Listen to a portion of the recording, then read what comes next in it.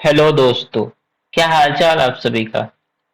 तो आज हम लोग फिर से ये बुक पढ़ने जा रहे हैं, थिंक एंड ग्रो रिच, जो कि नेपोलियन हिल के द्वारा लिखा हुआ है। हम पहले दो पार्ट कर चुके हैं, आप उनको देख लीजिए। देन हम नेक्स्ट पार्ट को स्टार्ट करने जा रहे हैं। थिंक एंड ग्रो रिच का हम इंट्रोडक्शन पार्ट पढ़ रहे हैं अभी। इंट्रोडक्शन में हमें पढ़ने को मिलेगा कि इंट्रोडक्शन में सारी जितनी भी चैप्टर्स हैं उन सभी के बारे में क्या किया गया, पहले थोड़ा थोड़ा डिस्क्राइब कर दिया गया है, जिसके थ्रू हम लोग क्या करेंगे, एक नया चैप्टर, एक नया शुरुआत करेंगे चैप्टर से, जो हमको अच्छे से समझ में आएगा। तो चलिए यहाँ से शुरुआत करते हैं हम लोग जहां से हम छोड़े थे। दैट मीन्स हम लोग यहाँ तक पहुंचे थे कि उनकी जो परेशानियां थी, डिफिकल्टीज थी, काफी उन्हें बहुत ही डिस्करेज करती थी। That means he was no ordinary desire, उनका कोई ऑर्डिनरी डिजायर नहीं था। He was so determined of find way to carry out his desire that he finally decided to travel by blindage baggage. यहाँ तक हम लोग कर चुका था। तो अब हम लोग ये पढ़ने वाले हैं कि इसका मतलब है कि ये कठिनाइयां जो थी, अधिकांश जो है मेजॉरिटी ऑफ मैन, पुरुषों की इच्छा को पूरा करने के किसी भी प्रयास से डिस्करेज करने के लिए पर्याप्त थी। लेकिन उनकी कोई सामान्य इच्छा नहीं थी। But his was no ordinary desire, वो अपनी इच्छा को पूरा करने का रास्ता खोजने के लिए इतना दृढ़ थे कि अंततः उन्होंने क्या किया यहाँ पर, rather than defeat, अपने पराजित होने के बजाय एक ब्लाइंडेज बैगेज, बिना कुछ समझे बिना कुछ जाने, एक अंधा सामान की तरह वो अपने राह पर चल दिए। इसका मतलब यह है कि एक मालगाड़ी पर ईस्ट ऑरेंज वो गए थे। ठीक है। देन हम लोग यहाँ से पढ़ने वाले हैं, he represented himself at mister Edison laboratory and announce to he had come to go into business with inventor। उन्होंने खुद को इस जो एडिसन की प्रयोगशाला में प्रस्तुत किया और यह बताया कि आविष्कार के साथ व्यापार करने आए हैं वो। That means he got into business with inventor। In speaking of the first meeting between Barnes and Edison, उन्होंने जो बार्न्स और एडिसन के बीच जो पहली मुलाकात हुई थी, सालों बीतने के बाद मिस्टर एडिसन ने कहा, he stood there before me, he stood there before me, that means वह मेरे सामने ही खड़े थे। लुक लाइक ऑर्डिनरी ट्रैम्प, एक एक साधारण तौर पर खड़े थे। But there was a something in the expression of his face which conveyed the impression that he was determined to get what he had come after। वह मेरे सामने ही खड़े थे, वो बोल रहे हैं एडिसन, एक साधारण की तरह, लेकिन उनके चेहरे पर अभिव्यक्ति में कुछ ऐसा था जो उनको कुछ पाने के लिए उनको प्रेरित कर रहा था। वो उनके साथ बहुत सारे लोगों के साथ वर्षों से अनुभव से मैंने सीखा था कि जब कोई व्यक्ति वास्तव में किसी चीज की इतनी गहराई से इच्छा करता है, that after I had learned from years to experience with men, that when a man really desire a thing so deeply that is willingly to stake his entire future on a single turn of wheel in order to get it। इसका मतलब क्या हुआ, उन्होंने वर्षों से अनुभव में सीखा था कि जब कोई व्यक्ति वास्तव में किसी चीज से इतनी गहराई से इच्छा करता है, वह उसे पाने के लिए अपना पूरा भविष्य एक ही दावे पर लगाने के लिए तैयार हो जाता है। उनकी ये इच्छा थी। He asked for because I saw he had made his mind to stand by until he succeed, subsequently even proved that no mistake was made। क्योंकि मिस्टर एडिसन बोल रहे हैं कि मैंने देखा कि उसने सफल होने तक खड़े रहने का मन बना लिया था, बाद की घटनाओं से साबित कर दिया कि कोई गलती नहीं हुई थी। Just what young Barmer said to Mr. Edison on the occasion was far less important than which he thought. Edison himself said so.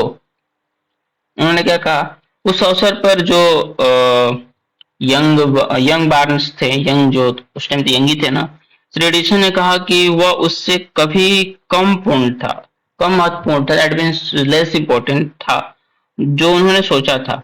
Edison ने स्वयं को ऐसा कहा था, स्वयं को ऐसा कहा था। It could not have been the young man's appearance which got him as a star in Edison office, for that was definitely against him. It was what the thought that counted. Edison ने स्वयं को ऐसा कहा था कि यह उस युवक की उपस्थिति नहीं हो सकती जिसने उसे एडिसन कार्यालय में शुरुआत दिलाई, क्योंकि वह निश्चित रूप से उसके खिलाफ था। उसने जो सोचा वही मायने रखता था। In the significance of the statement, इस स्टेटमेंट के महत्वपूर्ण के बारे में बात करें तो could not be conveyed to every person who read it's.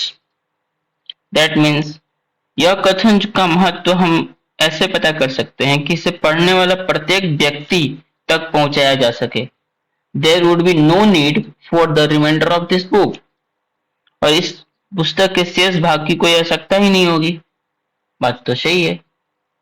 आगे हम देख पढ़ते हैं कि Barnes did not get his partnership. Barnes जो थे अपने उनके एडिशन के पार्टनरशिप में शामिल नहीं हुए, साझेदारी नहीं की। ऑन द फर्स्ट इंटरव्यू, पहले इंटरव्यू पर ही did get a chance to work in the Edison office. उन्हें एक चांस मिला एडिशन के ऑफिस में क्या करे, वो काम करे। At a very nominal wage, बहुत ही कम कीमत पर, बहुत ही कम कीमत पर इनको मौका मिला, एक मामूली वेतन पर उनको मौका मिला कि वो एडिशन के ऑफिस में काम कर सके। Doing work that was unimportant to Edison, यह कार्य जो था उनके लिए काफी महत्व नहीं रखता था, अनइम्पोर्टेंट था उनके लिए। But most important for Barnes के लिए क्या मोस्ट इंपोर्टेंट था? बट बार्न्स के लिए मोस्ट इंपोर्टेंट था, लेकिन एडिशन के लिए नहीं था। Because it give him an opportunity to display his merchandise, वो अपने आप को, अपने अपॉर्चुनिटी को दिखाना चाहते थे एज ए मर्चेंडाइज, एक सजदार के तौर पर, एक उनके अपने क्या बोलते हैं उसको, अपने इच्छा को, अपने एफर्ट्स को दिखाना चाहते थे। Where his interior partner could not see, जहां पर उनके साझेदारी को, जो पार्टनर्स को इंडीड नहीं देख सकते। मंथ वेंट बाय अपेरेंटली, महीने बीत गए।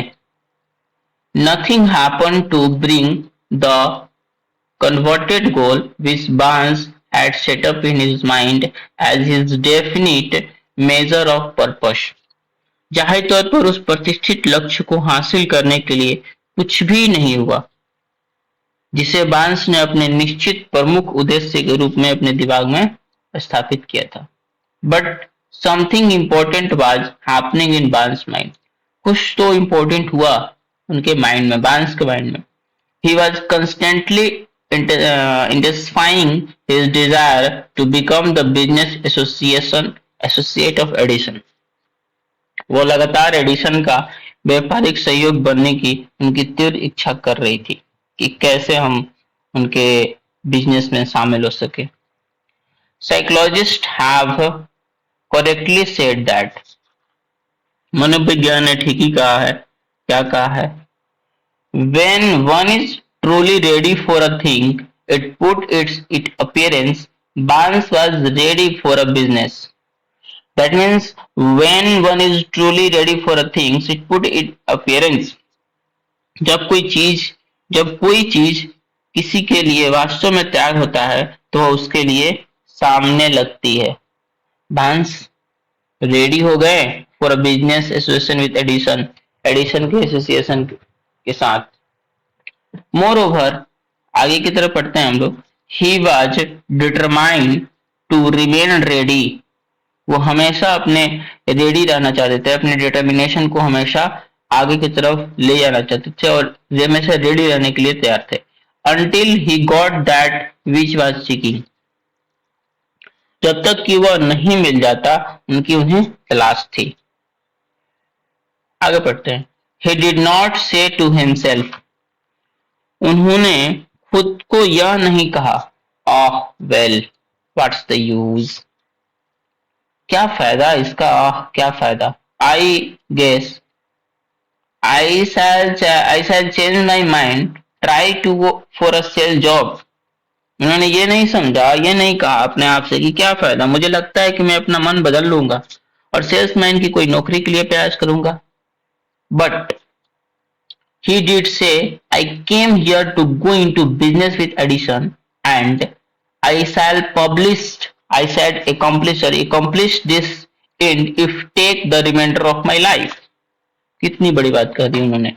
लेकिन उन्होंने यह जरूर कहा कि मैं एडिसन के साथ व्यापार करने के लिए आया हूं और इसके बारे में बाकी जिंदगी लग जाए मैं इसे पूरा कर लूं, मैं पूरा कर ही जाऊंगा। He meant it, उसका यही मतलब था। What a different story men would have to tell, कि लोगों के कितनी अलग अलग कहानियां होगी यदि केवल एक निश्चित उद्देश्य को अपनाएंगे। Only they would adapt a definite purpose and stand by the purpose, और वो अपने निश्चित उद्देश्य को अपनाएंगे और उस उद्देश्य तक तब तक कायम रहेंगे जब तक he had time to become an all consuming obsession, जब तक यह एक उनका जुनून न बन जाए। Maybe young Barnes did not know, बांस को यह समय का पता नहीं था, बट हिज बुलडॉग डिटर्मिनेशन, उनका जो दृढ़ संकल्प था, उनकी परसिस्टेंस थी in standing back of a single desire, एक सिंगल डिजायर के पीछे खड़े रहना, was destined to mow down all opposition and bring him the opportunity he was seeking. उनकी एक सिंगल डिजायर की प्रति इतनी जो बड़ी इच्छा थी वो अपने बनाए थे, शायद ही वो नहीं जानते थे इस चीज के बारे में, लेकिन उनका जो दृढ़ संकल्प था, एक ही इच्छा के पीछे खड़े रहने की उनकी दृढ़ता जो थी, सभी ऑपोजिशन को कुचलने और अवसर दिलाने के लिए नियत थी जिनकी उन्हें तलाश थी। When the opportunity came, जब अवसर आया, he appeared in different form, उनके पास जो जब अपॉर्चुनिटी आया तो वो एक अलग तरह के रूप में आया, फ्रॉम अ डिफरेंट डायरेक्शन, और अलग अलग डायरेक्शन से आया, दैट बार्न्स हैड एक्सेप्टेड, उनके अपेक्षा से भिन्न रूप से उनके पास जो अवसर आया अलग तरीका से आया जिन्होंने बार्न ने एक्सपेक्ट किया था। That is one of the tricks of opportunity, यह उनकी क्या थी, ऐसा लग रहा था कि अवसर की बहुत सारे ट्रिक्स थे कि कौन सा उन्हें बेटर लगे, अच्छा लगे, वो उसको क्या करे, गेन करे।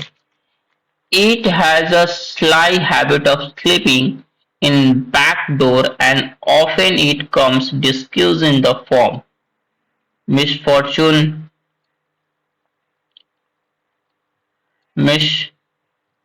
misfortune or temporary defeat। Perhaps this is why so many fail to recognize opportunity। Best बहुत इंपॉर्टेंट वर्ड है, देखिए इसका मतलब क्या कहता है कि इसमें पीछे के दरवाजे से, that means he has a sly habit of slipping in back of the door, often it's come disguised, मतलब पीछे के घुसने के चालाक आदत होती है किसी भी चीज की, और यह अक्सर यह दुर्भाग्य है या अस्थायी हार के रूप में प्रच्छन्न रूप से सामने आती है।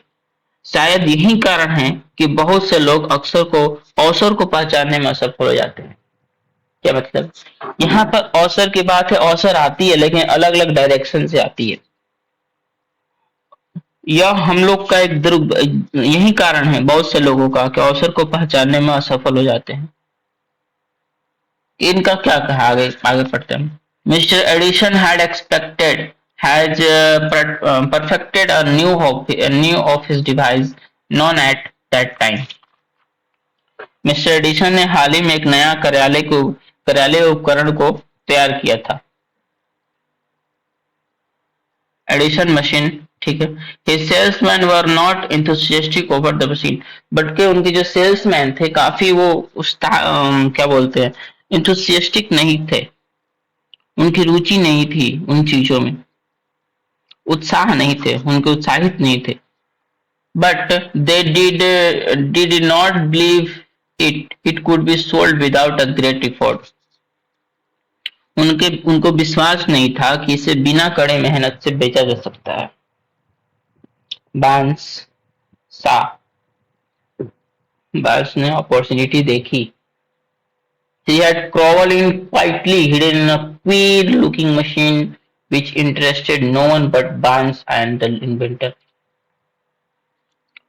वास्तव में जो ये चीजें चल रही थी तो उनके बीच बांस ने अपना अवसर देखा।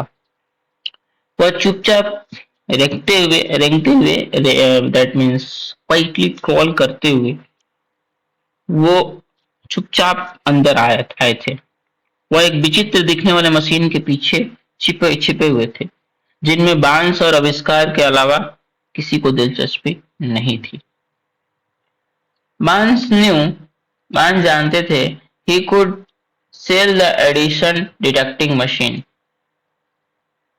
He suggested this to Edison and promoting got his chance. उन्होंने बांस ने क्या किया, उन्होंने दिखा दिया कि मैं आपके जो एडिशन डिटेक्टिंग मशीन है मैं इन्हें क्या कर सकता हूँ, बेच सकता हूँ।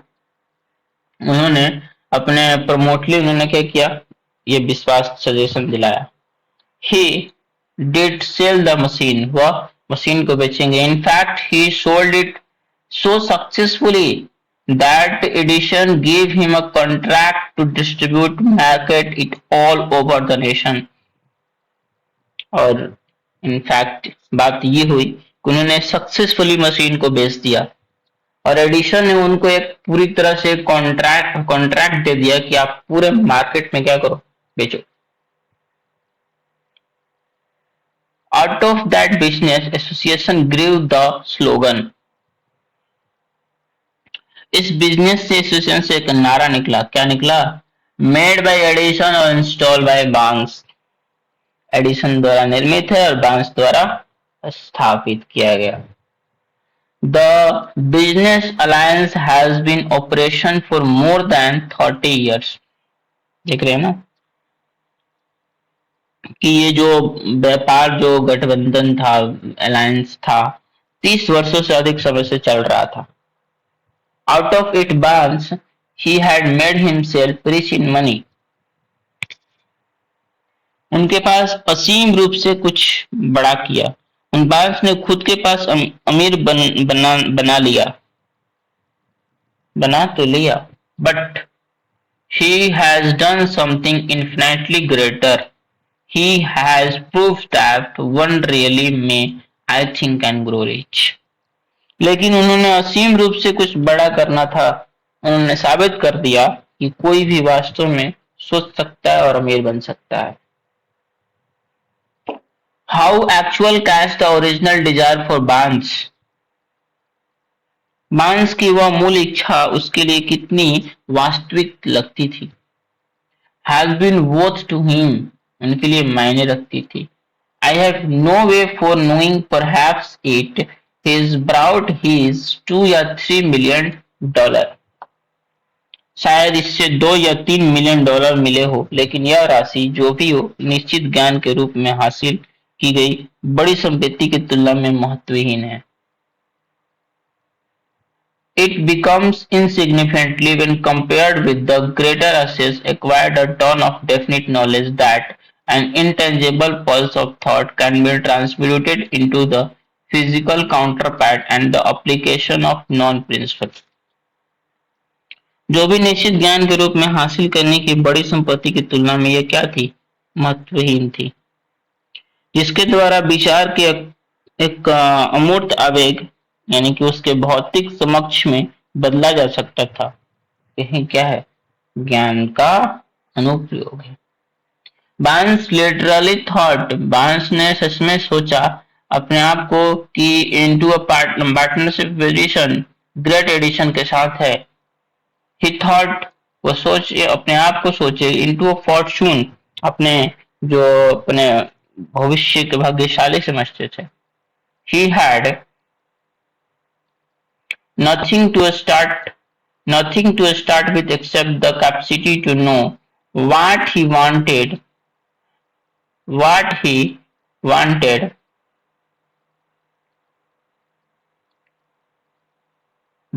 wanted and the determination to stand by that desire until he realized it.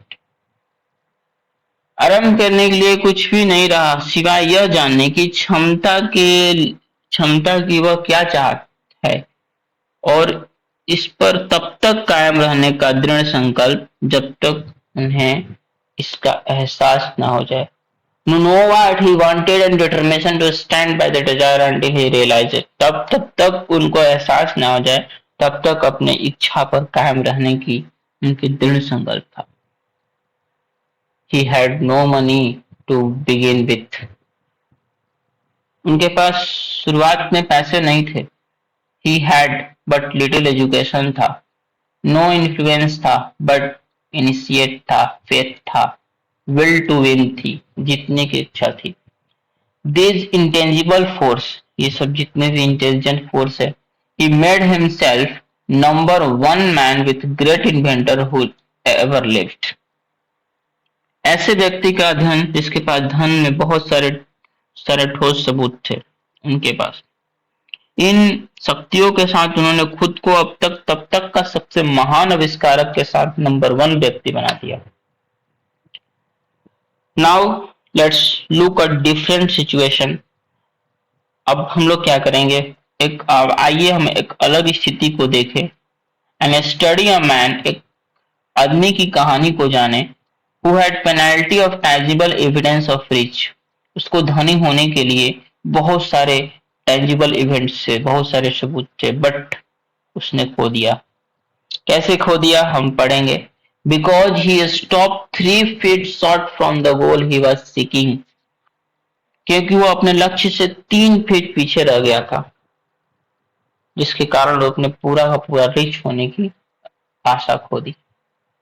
आगे हम पढ़ने वाले हैं द नेक्स्ट, हमारा टॉपिक रहेगा 3 फीट फ्रॉम गोल्ड।